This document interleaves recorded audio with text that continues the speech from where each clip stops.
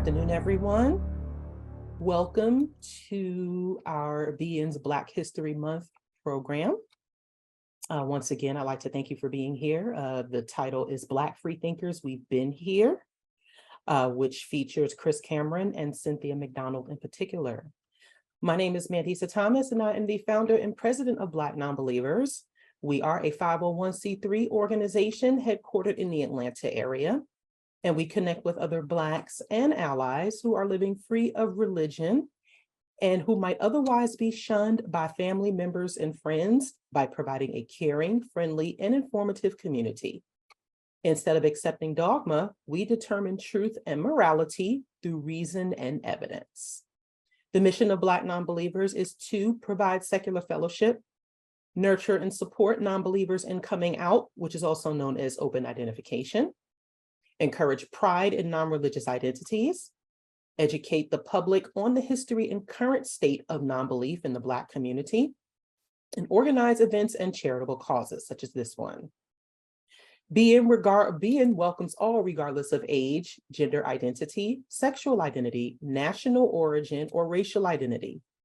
However, our work and our content prioritizes Black non-religious voices. We have just a few housekeeping items before we get started. Please mute your microphones for the duration of the program. During the Q&A, if you'd like to ask a question, please use the raised hand icon. Or if you'd like to ask a question or make a comment. You may also ask questions in the chat, and we will keep track of them in the order in which they are received.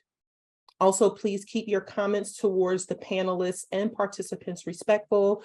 We want to maintain an educational and very entertaining program for you this afternoon. Also, we will be sharing links in the chat throughout the program. And if you don't already have a copy of the book, Black Freethinkers, please be sure to get one. For 12 years, BN has directly provided community support and has offered a space for those deconstructing religious beliefs and other indoctrinations. We have also advocated for Black secular voices and have increased the representation in the general public. Since we got started, our programs include in-person and also virtual events.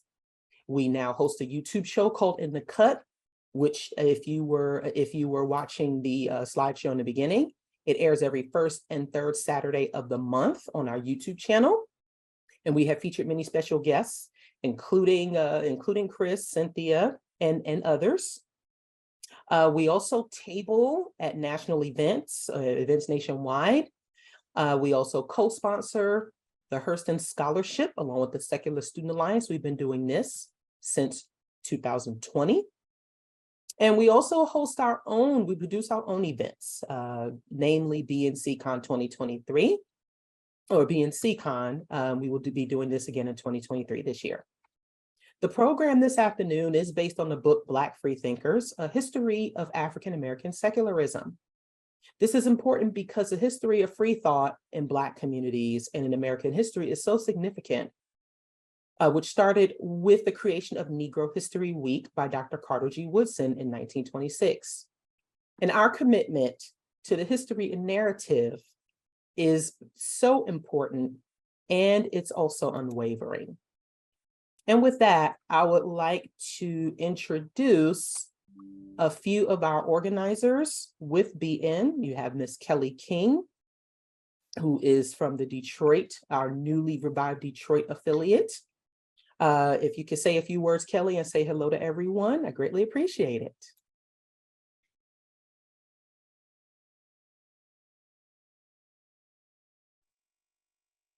Kelly, you're, there you go.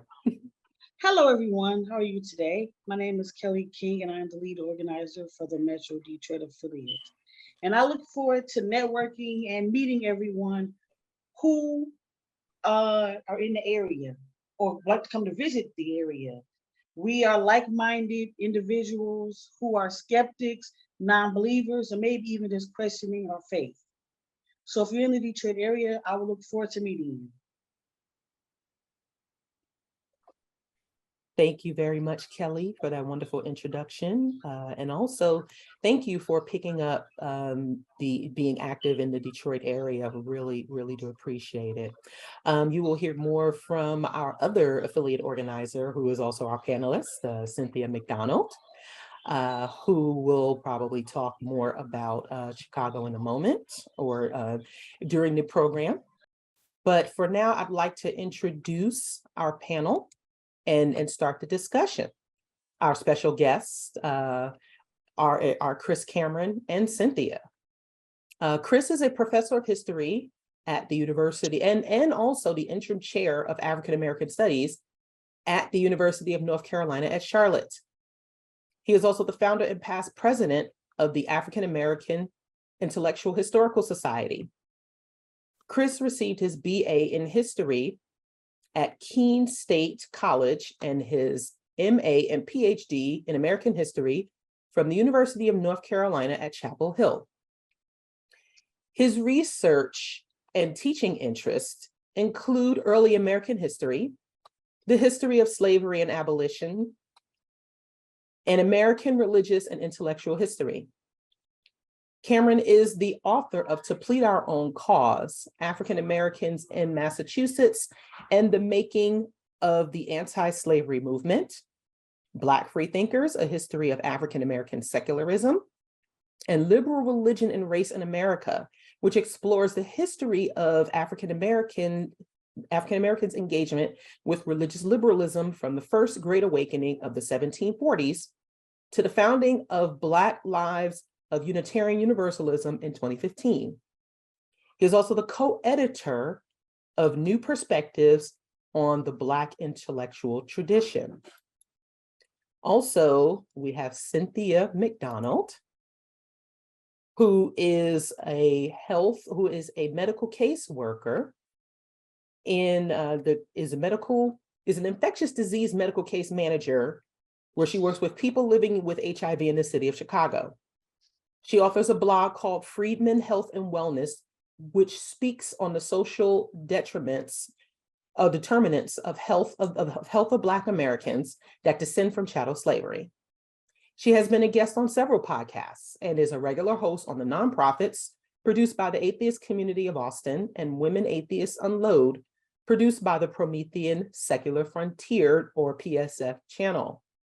Cynthia is also a health and political advocate that works with various organizations in Chicago and nationwide to achieve social and economic justice for Black freedmen descendants, push for health equity and for marginalized groups in the United States, and normalizing atheism in the Black community. Cynthia is also a musician that writes and performs a variety of genres of music, including classical, R&B, and dance. She is also now the leader for BN's newly revived Chicago affiliate. Welcome to you both. It is a pleasure to have you here with us. I really do appreciate the both of you. Thank you very much once again for being with us. Thank you for having me. I'm excited to be here. Thank you. Likewise. Awesome. I echo Chris's sentiments. Awesome. So we're going to start getting to the first question. The format will be very casual, and feel free to elaborate as much as you would like. The first question is for Chris. Please discuss the impetus or the origins for the book Black Freethinkers. Sure. So I have to trace the origins to really when I was in graduate school, late 2006, early 2007. It's the most random moment in the world. And I've been thinking about this a lot, like what is my path towards atheism? Because I'm writing a story about this, actually, a short piece for Only Sky Media.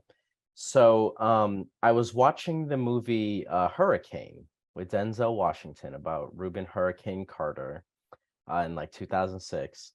And there's one scene where he's sitting in his jail cell and you can see the book that he's reading. It's called The Awakening of Intelligence by Jiddu Krishnamurti, an Indian philosopher. And I was like, oh, that seems interesting. And, Hurricane Carter is reading it in jail, is giving him some, intellectual comfort or inspiration or something. So I went and I got the book. And then I started reading everything I could get my hands on by Krishnamurti. He is highly critical of religious institutions and religious belief in general. Also highly critical of just adherence to tradition for tradition's sake. I think he was very much influenced by like the transcendentalists in New England and a few other schools of thought. Um, but he really just kind of attacked our believing in things because that's the way that it's always been done. And, up until that point, I considered myself a Christian. I prayed. I was actually a member of the AME church in Chapel Hill shortly after I started graduate school.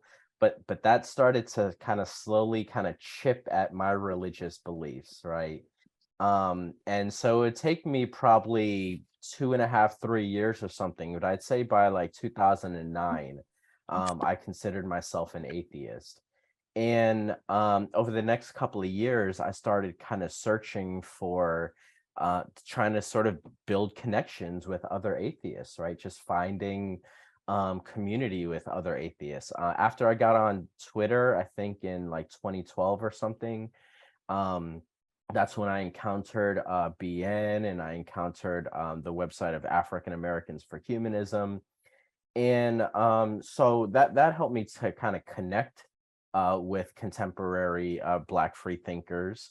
But it also kind of showed me some examples of historical Black atheists and agnostics and free thinkers, right? Because I think on BN's site there were maybe a couple that were profiled, right? On African Americans for Humanism, there were a couple of profiles, and that just kind of it got my sort of historian brain working, right? I finished my PhD in 2010.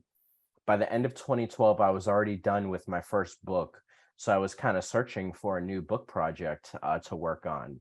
And it just so happened that right at the time where I need a new scholarly project for my career is when I start to kind of come across some of these like short little blog posts and videos and things like that about historical Black atheists. And so I start kind of just searching for as many as I could, and I found a bunch.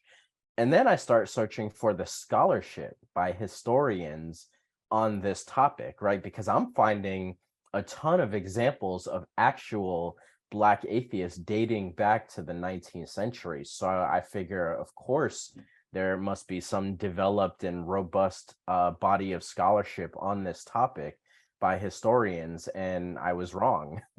There wasn't. There wasn't much at all. That's not to say that no historians had written about a Black atheist or agnostic. They certainly had, but when they did, they really didn't talk about their atheism or agnosticism, right? So, their whole bookshelves of works on W.E.B. Du Bois, for example, but very few scholars discuss his agnosticism, right? And discuss his agnosticism and others' atheism in the same way that they discuss Black religious thought and its impact on Black political and cultural life, right?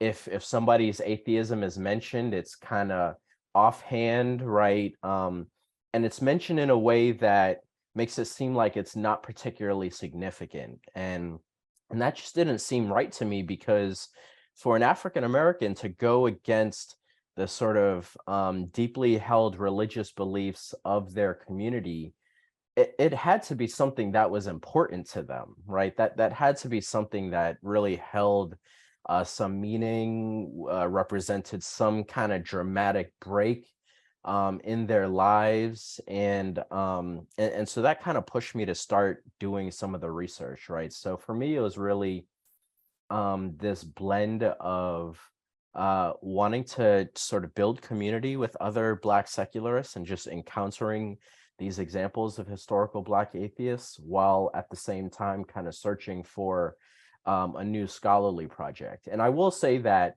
there had been a bunch written on Black humanism by the theologian Anthony Pinn, in large part with the goal of constructing a contemporary Black humanist theology, right? To kind of show that there is a viable alternative to the sort of Christocentric and theistic theology that dominates the academy. But again, while Penn had written quite a bit in theology and religious studies, no historians had really done so. So this was kind of a really exciting opportunity for me in late 2012, and I just kind of dove right into the project, and that resulted in Black Freethinkers 7 years later. Awesome. Thank you so much, Chris. I'll start this next question with Cynthia. Why is the inclusion of Black freethinkers important to our education and our communities? Thank you, Mandisa, for that question.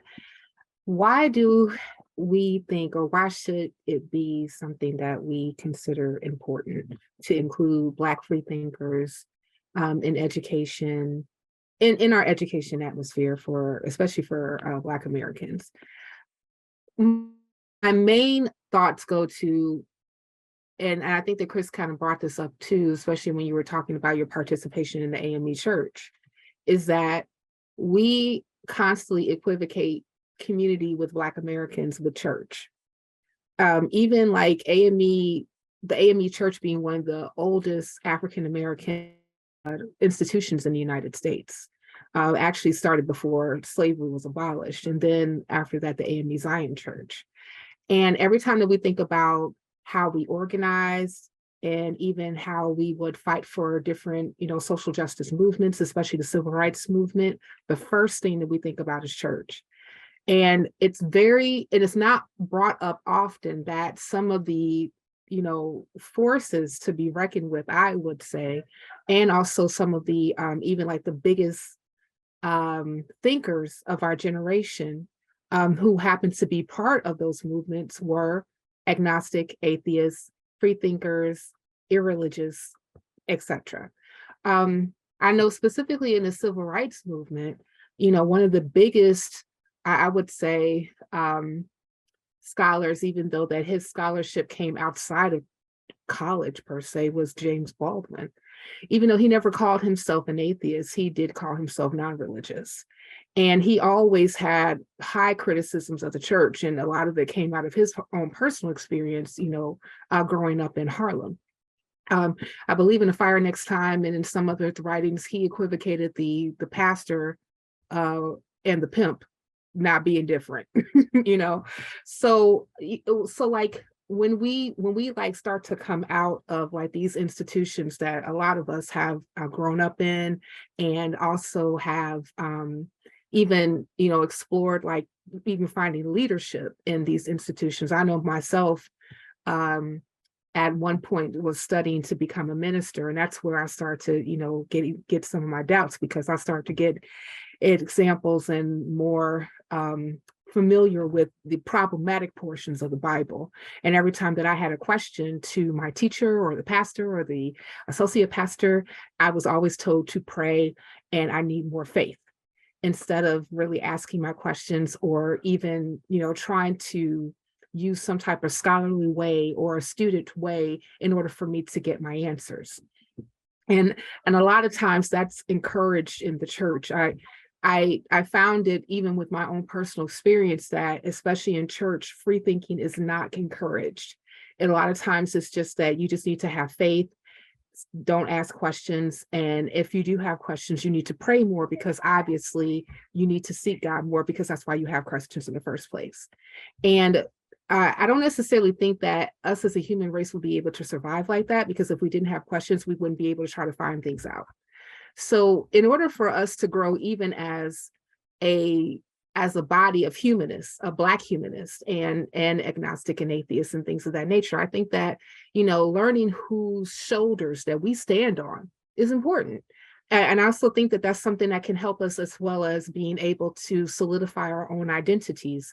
A lot of times that when going back to this whole notion about, equivocating Black people in church and Christianity, and a lot of us are still within those institutions, especially since African Americans are the largest group in the United States that happen to be Christian. We then leave the institution and then we try to find community, or we have a hard time finding community, or we lose our previous community because we no longer believe. So I would say that, knowing that there have been people that preceded you and who were also very much so important and integral of even securing certain rights for you or moving along the cause for you, who happen not to use a faith in God to do it is extremely important. And it helps us, I believe, to grow as, as individuals and even as a community, to say that, hey, we can still gather as a community, but we don't need God to do it. We don't need church to do it, because there have been people that have done it before. Awesome. Thank you. Chris. Sure.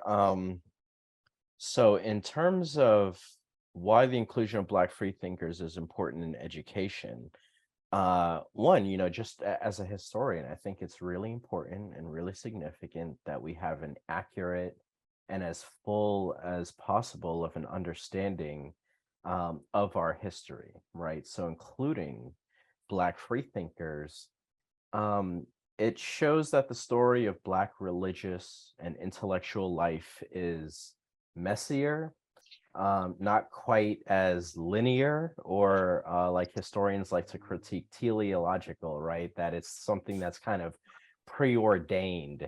It had to have been this way, right? We created the AME Church in the walkout from St. George's in 1793. And from there, Black churches just proliferated and all Black people became Christian, right? I've read some African American religious histories that kind of just read like that, like Black people being overwhelmingly Christian is inevitable, it's natural, it was bound to happen, right? And one of the things that I like to do in my work is to mess up some of those neat and tidy little narratives, and show places where people made decisions that were going against the grain of the sort of broader society. And the story of Black freethinkers, I think, really kind of shows us that. Cynthia mentioned that we talk about the AME Church and how old of a denomination and a Black institution it is. Well, the oldest continuously running Black institution in the United States is a secular one, the Prince Hall Masons, which was started in 1776 by Prince Hall in Boston. He had a lodge that was chartered by an Irishman. We were at war with England, so an Irishman probably helped him out to kind of get back at the English, right?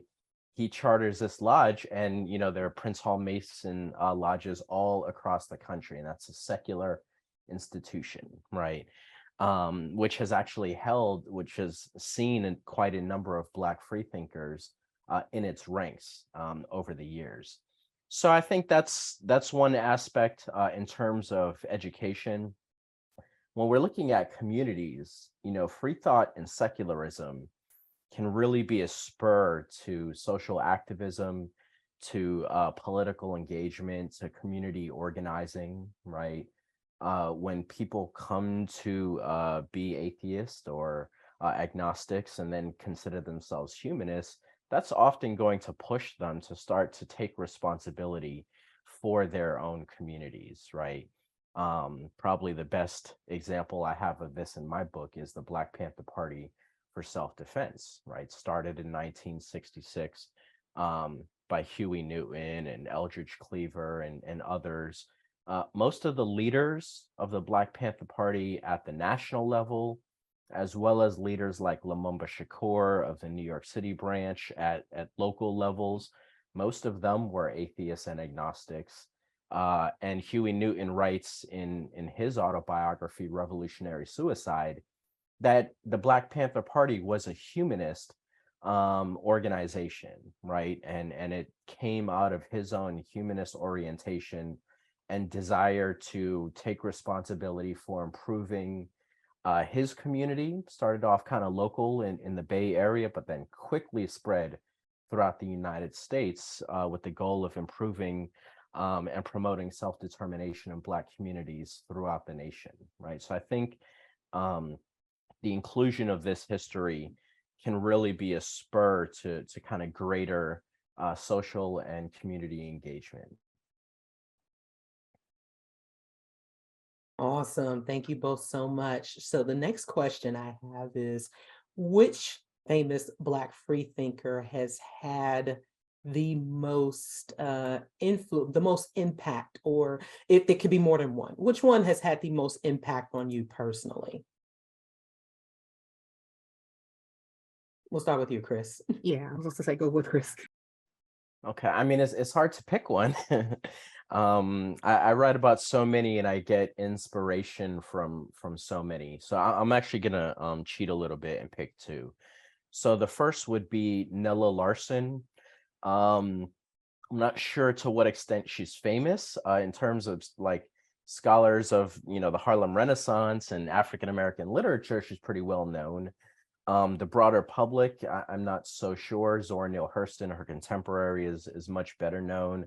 But Hurston was very much influenced by Nella Larson. And I talk about Larson's book, Quicksand, in chapter 2 of Black Freethinkers, where I discuss secularism in the Harlem Renaissance.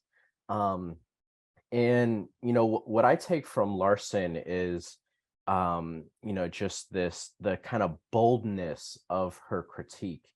Her novel Quicksand was a very thinly veiled autobiographical novel. Multiple reviewers of the novel noted that the protagonist, Helga Crane, basically was Nella Larson, and all of her experiences were the same. So, I mean, this was basically like a memoir, right? And she really holds no punches when attacking Christianity, when attacking patriarchy and sexism and sort of heteronormative family standards.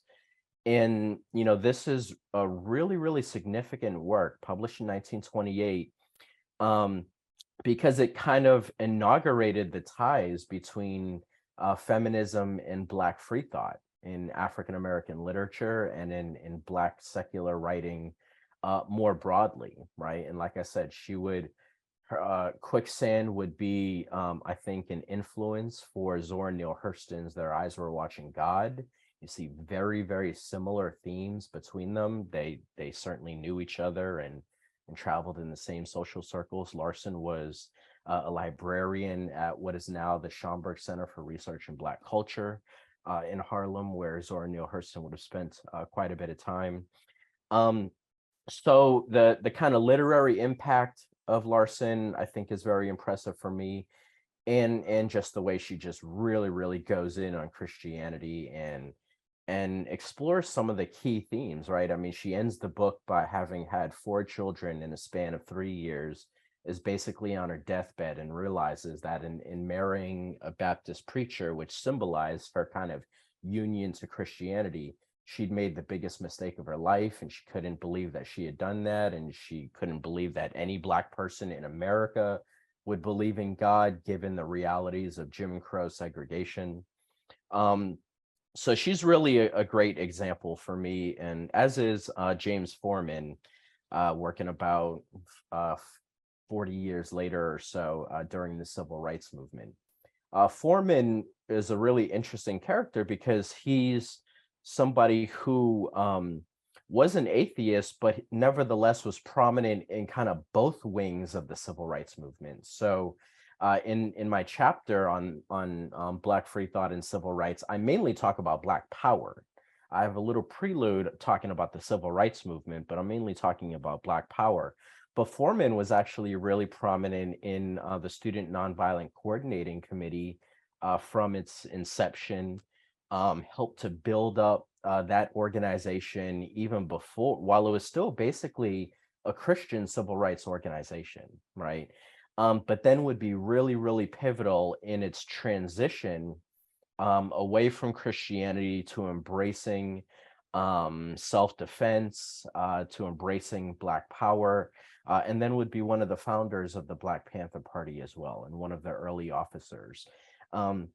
And I really, Foreman is one of the people who, in reading his memoirs, The Making of Black Revolutionaries, which I think he published in 1973, he comes out very, very clearly and says that his atheism has motivated his political ideology and his political activity, right? And so that was really, really significant for me in writing this book.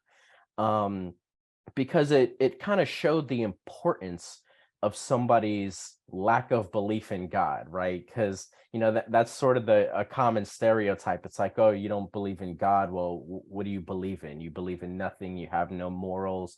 You have nothing to sort of anchor you.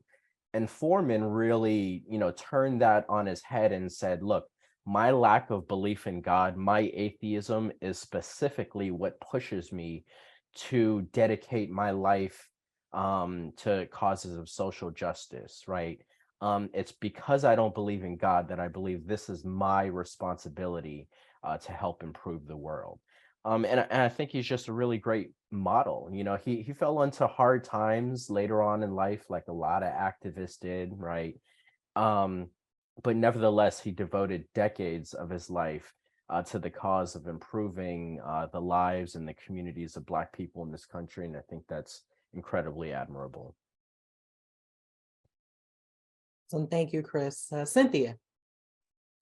Okay, well, Chris, since you picked two, I'm going to pick two as well. Actually, I want to pick three. But I think the ones you kind of mentioned when you were talking about Nella is Zora Neale Hurston. I respect Zora not only as a writer, and of course, like she pretty much is well known. And one of my favorite books is Their Eyes Were Watching God. But I also respect her as an anthropologist. And I was kind of sad to learn that she was also a free thinker and an atheist well into my adulthood, because when I was reading some of her books, like Barracoon as well, which I really did enjoy, and learned a lot about even like the slave trade from Africa to the United States through the transatlantic slave trade. I Of course, like that was never brought up about her being an atheist, and even though like I respect her so much, I really wish that I would have known that. But this is where it comes with that whole miseducation of the Negro. Shout out to Carter G. Woodson, because like of course like a lot of that information we don't really get, right? But then I would have to go to the Caribbean, but more active in Harlem is Hubert Harrison, who, thank you for correcting me, St. Croix born, but active between 1883 to 1927 as a writer, as a socialist, very political, spoke out against not only government, but was extremely radical about really encouraging Black people to divorce themselves from the church. I have this quote over my Twitter profile when he said, "It should seem that Negroes of all Americans would find them that would be found in the free thought fold, since they have suffered more than any other class of Americans from the dubious blessings of Christianity." I remember I got into a whole debate over Twitter just over that one quote. Like, basically, how dare you bring that up? I like, well, the man said it and I agree with it. and the reason being is because that as much as we would find, maybe like different churches and religious organizations that helped do organizing around abolitionism, and even like during the civil rights movement, one of the things that I told the person that I got into a debate with is because he brought up abolitionists being Christian and them being like main driver points of actually, freeing slaves. I said, well, the Civil War was one of the main driving points to do that, and that was mostly the North. And when it came to abolitionists, especially Christian abolitionists, they were in the minority. This was not a general sentiment among white Christians. Matter of fact, it was quite the opposite. We actually had full-throated Christian whites who were very much so part of trying to preserve the institution of slavery, and they used the Bible to do it, which they could. The Bible never opposes slavery; it actually endorses it. And some of the more famous Christian preachers who happen to also be politicians in the antebellum South and some in the North too, utilize the Bible in order for them to, to actually push this institution and continue for it to be an institution in the United States for almost 250 years. So, to say that, so we got our liberation specifically from being Christians, I don't see it. I really don't. And regardless of any of those other things, even when we talk about Dr. King's, who even in his right had some free thinking leanings, also being a socialist as well.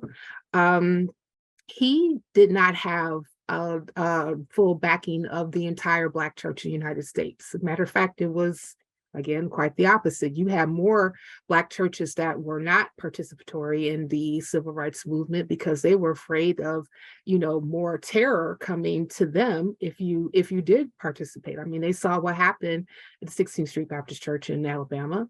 And, a lot of them did not want that to happen to them. So they did not support King. So, and even like when we look at the Ku Klux Klan, they called themselves a Christian organization and they felt that they had the right to do so because, God bless white. And that was an echoing sentiment continuously. So, when it comes to the blessings of Christianity or the dubious blessings of Christianity, and actually it being more of a sarcastic, moment that he actually, espoused, I agree. And I really do, respect him, for being outspoken, especially around that time period when you're looking at the late 19th, early 20th century. And especially like early 20th century, that's when you're seeing like, a rise in the Ku Klux Klan and also a more and more like statues in the South actually celebrating Confederate generals, even though that they were traitorous. And then Woodrow Wilson then playing Birth of a Nation in the White House. And so this is basically, we're just going to re-embrace the divide between Black and white. And we're going to use, again, like our faith to do it. So, and we received terror. Our ancestors received terrorism. Said, in the name of Jesus, we're doing this because God bless white. And the next person I would have to go back to is James Baldwin. James is so cool. First off, how he can just cuss you out in just like the best ways possible with all the beautiful words that he learned while he was educating himself in the Harlem libraries, I think is absolutely wonderful. While a cigarette in his hand and brown liquor, absolutely great. And I love that he, when I about his debate with William Buckley and how William Buckley is this like, Ivy League educated, never had a poor day in his life and got slammed by James Baldwin, who grew up poor in Harlem and never had a full formal education. He was educated in those libraries and he actually pushed himself to do it. And then utilizing his own experience about how people will lift him up just because like he could turn a phrase really well and not necessarily be qualified by anybody when it came to picking up preaching, and how like oftentimes when he saw like some of the leanings of other preachers in the church, he found them disgusting. And his sentiments even were like echoed by people like Frederick Douglass and W.E.B. Du Bois. Matter of fact, Chris talks about it in his book. So when I look at them specifically, and I really see like not only is education so important, because I do really feel like it's like a freeing agent for all of us. Like once I found out about a lot of different things that I did not even know about in my childhood, I really felt like empowered because I knew that, these type of people came before me, and knowing the things that, I know now, I feel like, I have a bit more agency. And I believe that education does that, and these people really push forward to that. And I love that they actually was about educating their race, because that they understood that we needed the most, that if we actually had education and was able to, unlock and get knowledge, how much further we can be pushed forward, because we got it. And I really appreciated all of them. Zora Hurston's anthropology and writing, James Baldwin, this being unapologetic about, being Black, and also being, irreligious. And then Hubert Harrison, who just slam dunked it all when he was really, not only talking about white supremacy, but also talking about, how in some cases faith can be a yoke around our neck and not necessarily about liberation. Awesome. Thank you both so very much. So looking towards the future, how can we as a demographic, as a community, make sure that the history of African American secularism is more prominent in Black History Month and beyond? Because for us, Black history is year round, 24/7, 365. But how can we do our part to make sure that it is more relevant and prevalent? I can start with this. From an academics perspective, I find it important to bring this research that I've been doing into my own classes, right? So I've organized a class specifically on African American secularism. I've taught a class more generally on American free thought, focusing on a bunch of different groups, but probably about almost half of it was Black freethinkers. So for me, that's been important to me. And what I want to get into a little bit more is trying to make sure that I'm teaching classes where other future teachers are going to have to take them, right? So this would be courses that are like required classes in our major, because probably about half of our majors in history at UNC Charlotte want to be teachers. So I'm starting to kind of think a little more about, like, how can I get some of this material in front of future teachers, because they're then going to be ones that kind of hopefully take some of this material and incorporate it into their Black History Month lectures and into their just general history lectures throughout the year. So that's been really important to me. And there aren't a lot of people teaching courses in Black free thought and secularism really in the United States. I know Sakibu Hutchinson is teaching one out at Pitzer College, I believe. And I'm not sure who else, and maybe one or two others. I don't know if Tony Pinn teaches one specifically on Black secularism. I'm sure he teaches a lot of this material in general courses on religion. So that's really important.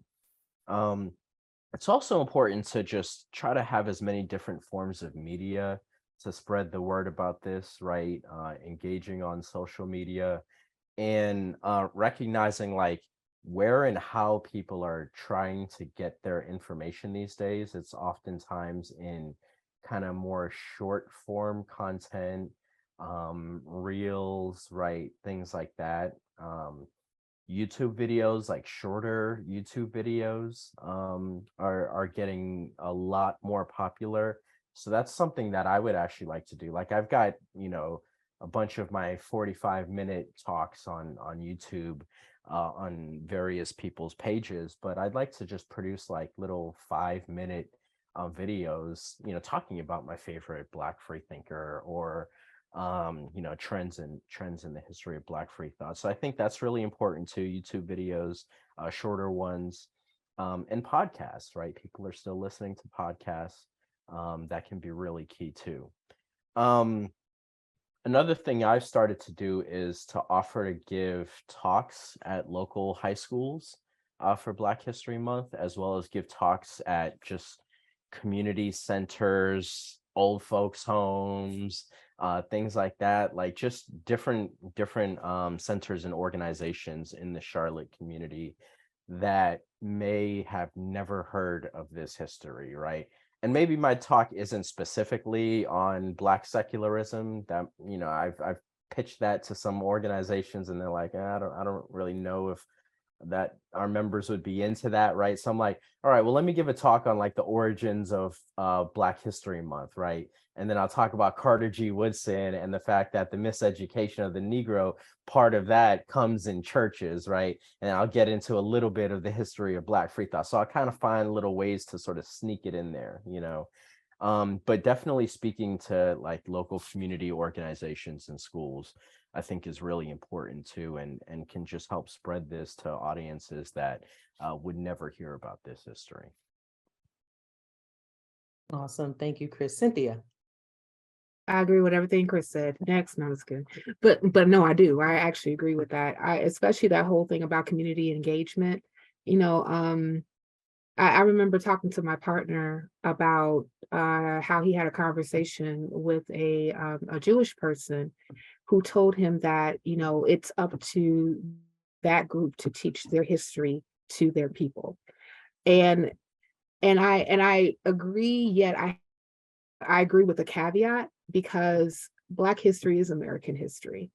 And you see, especially now, a fight just to get basic Black history in curriculums in schools where it should be taught, or you people trying to revise the history, like in they call slavery involuntary relocation, and then in Florida saying that they don't want AP Black history at all because it's too woke.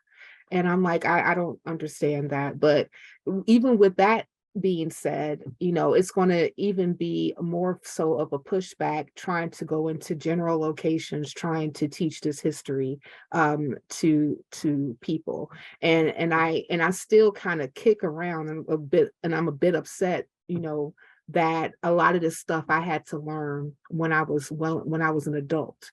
Even, you know, outside of church where a lot of us gather, that's still not a place where a lot of, you know, Black history is even taught or brought up. It was mostly just about, you know, prayer and making sure you pay your tithes and giving your offering. So I think that stuff like this is so important. Creating platforms in order for, you know, us to gather and to invite people so that they can learn more about their own history, especially, you know, in Black free thinking, Black free thought, and also Black activism is so important, and how we have a long line of that going all the way back to the 18th century. And also, I actually, and it's kind of funny, Chris, I felt you read my mind, because we were starting, you know, with the group that I'm working with now, talking to other organizations about giving talks to their people about, you know, history, political activism, and kind of getting into that, you know, Black free thinking mode as well, specifically taking people who occupied not only political activism, but also who were atheist, agnostic, or irreligious themselves, and or even had people who had criticizing rebukes of the Black church, like Carter G. Woodson, even though that he was a Christian, a self-proclaimed Christian to the day that he died.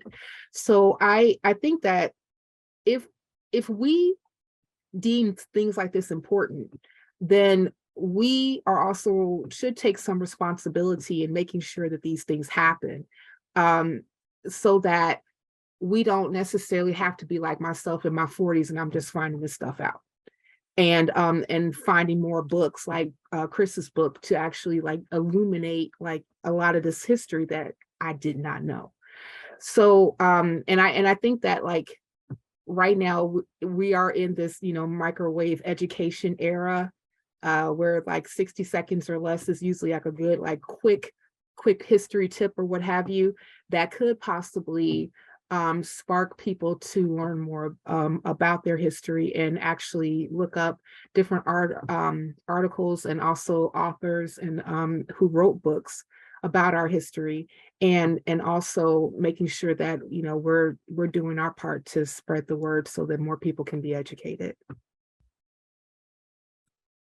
Awesome. Thank you both so very much. You know, at Black Nonbelievers, we are dedicated not just to the community, but also the history, disrupting that narrative. And as someone who was raised on Black history, there were certain aspects of free thought and humanism that even I wasn't aware of growing up. And so getting involved in this community was very, very, it was very important and very instrumental in helping me learn more and how it shaped my own activism. And for those of you who aren't aware, on our website, we have a recommended reading and viewing tab if you'd like to learn more, and also pick up Chris's book from there and learn more about historic and current Black freethinkers, atheists, and humanists. You can visit our website at BlackNonbelievers.org to get connected to those resources. Again, thank you very much, Chris and Cynthia, for your very, very insightful words and information. This was really, really good way to end Black History Month and going into the future. So at this time, we have plenty of time for Q&A. So if you missed the announcements in the beginning, if you would like to ask any questions, please use the raise hand icon, or you can type your question in the chat, and we will, or if you're comfortable, I said, if you're comfortable asking a question to Chris and or Cynthia, now is the time to do so. So will this be available to view later? Yes, you will be able to view this on BN's YouTube channel, where you can find the previous episodes of In the Cut, which featured Cynthia, Chris, and others like Tombstone the Dead Man. We were asked about that before, and also other activists and other folks in our community. So we will share the link to Chris's book again. We shared it previously in the chat, but we will share the link once again. So if anyone has any questions, again, please raise your hand. We will unmute you, or you can ask a question in the chat. Okay, so we have Malik Hayes. I will unmute you so you can ask your question. Good evening to everyone. This was a very informative presentation. I'm thankful to Chris and Cynthia and Mandisa for making this happen. My question's for Chris. When I heard him mention Prince Hall, my ears perked up because as a member, I think my complaint with Prince Hall Masonry is the same complaint I have with Christianity of today, because it's not how it was when Absalom Jones and Richard Allen were there. But you had mentioned that there were Black freethinkers among Prince Hall, and I wanted to know if you had some names that I could look up. Yeah, one that I've encountered recently was Peter Clark, who was a school teacher in Cincinnati in the 1850s through the 1880s.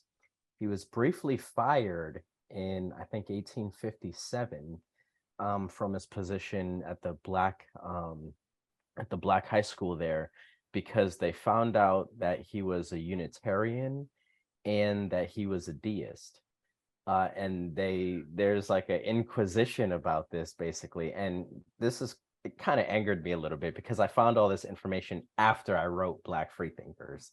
So I found it in the course of researching my current book on African Americans and Unitarian Universalism. But yeah, he was a member of the Unitarian Church of Cincinnati. He was a deist, and he was a Prince Hall Mason. Yeah, he ended up being reinstated because, and he's one of the few people I found that was open about his secularism, and the Black community nevertheless rallied around him and basically ignored that aspect of his identity, because he was a great teacher and he was a really good administrator. So he would be one, and there's actually a biography of him. Trying to see, I think I have it. Oh yeah, it's called America's First Black Socialist. So yeah, he was also that too. He was the first African American to join the Working Men's Party in Cincinnati. So really interesting person. He was a Republican, like most Black people were, and then he joined the Socialist Party, but then he kind of flipped it on everybody and became a Black Democrat, which is like being a Black Republican today.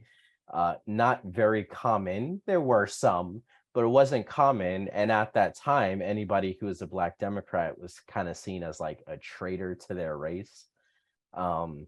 So yeah, he would be probably the most prominent one that I found, and that I really wish I had included in Black Freethinkers, but we'll definitely have a section on him in Liberal Religion and Race in America, my current book. All right. Thank you very much. Yeah, sure. Awesome. Thank you very much for that very insightful question. Do we have any more questions for Chris and Cynthia?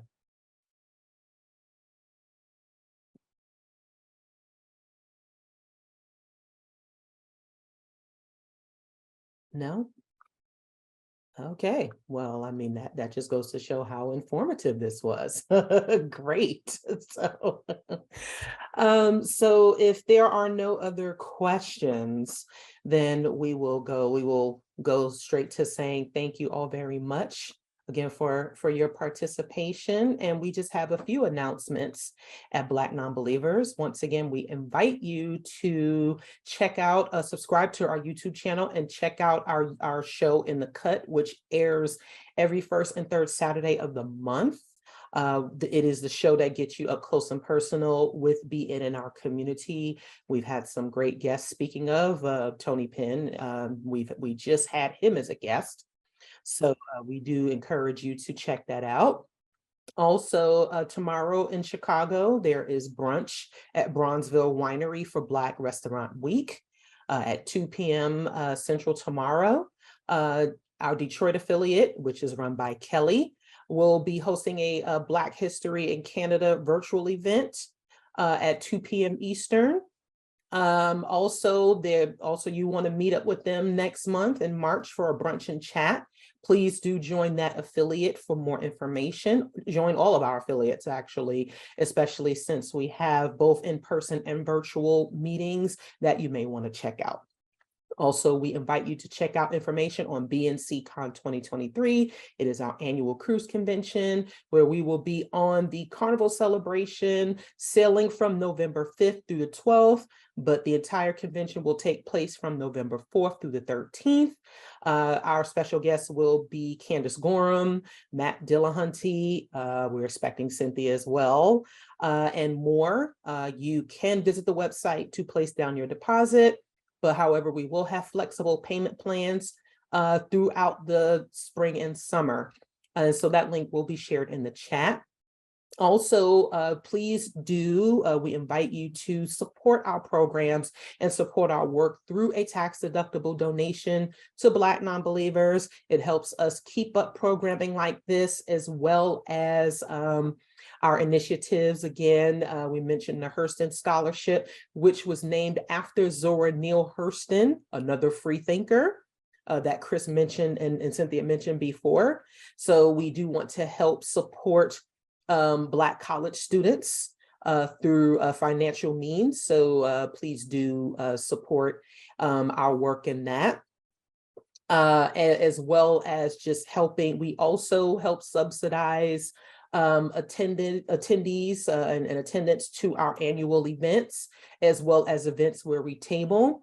It does support our meetup groups, our materials, and our outreach.